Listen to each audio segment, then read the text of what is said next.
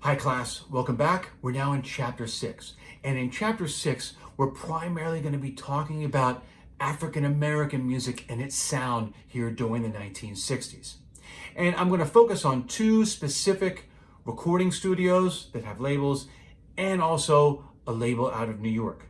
Let's start with Detroit, Michigan, and a guy named Berry Gordy. So Berry Gordy, African American and a businessman, entrepreneur, and songwriter, he had been paying attention to how songs were constructed and the Brill building format of creating pop hits, right? Remember that Henry Ford almost assembly line version of creating pop music and really homogenizing it and finding the things that people want to buy.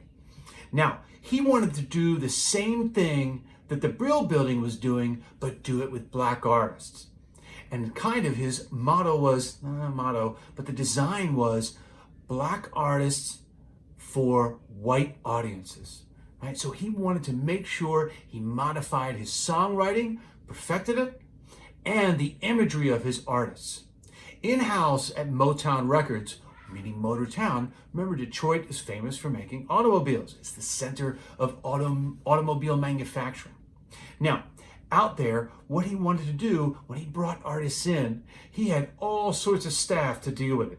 He even had an etiquette teacher to teach people how to talk, to speak when they're being interviewed, to work on dance moves, to refine the looks for commerciality, and to sell, right? But the selling to that white middle class that they knew had the money to buy the records.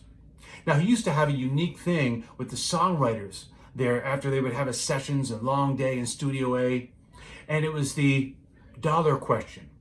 They would play the demos of the songs, and the question was, if you were down to your last dollar, would you buy this record or a sandwich?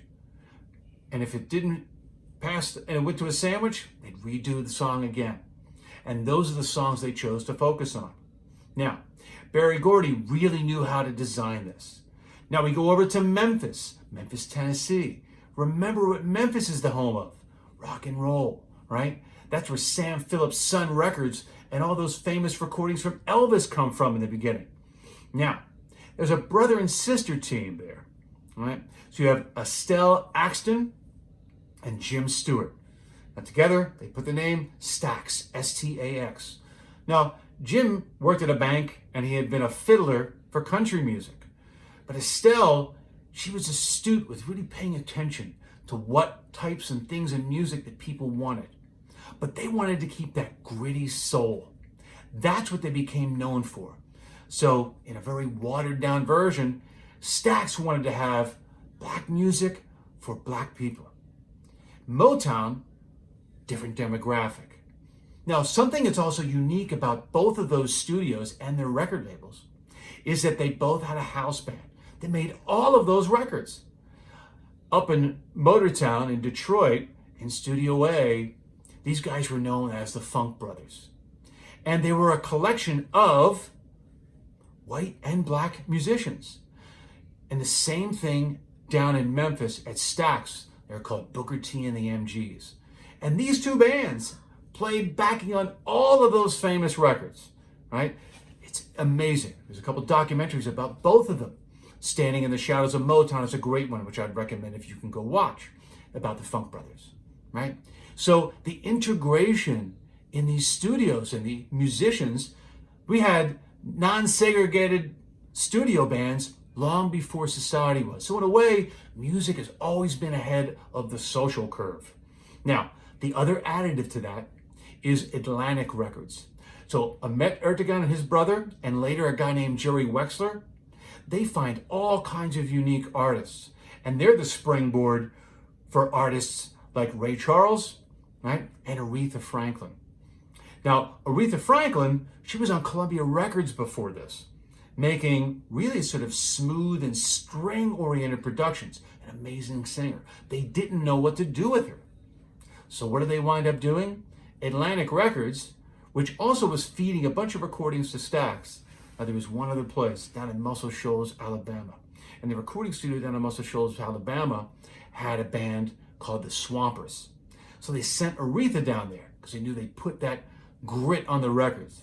So when you listen to Aretha's Respect, right? Listen to the sound of those records and think. You'd be surprised to find out that that whole band was a bunch of white Alabama musicians. So that's the uniqueness of these record labels and the vision. One thing we're going to start seeing that's evolving is the business side of this, which is what Berry Gordy had together. Now, Berry Gordy and Motown Records has lasted up until this day. Stax is now just a museum, not the great business model that Berry Gordy had for long-term survival. However, they really created a unique Southern sound in conjunction as well with Atlantic Records.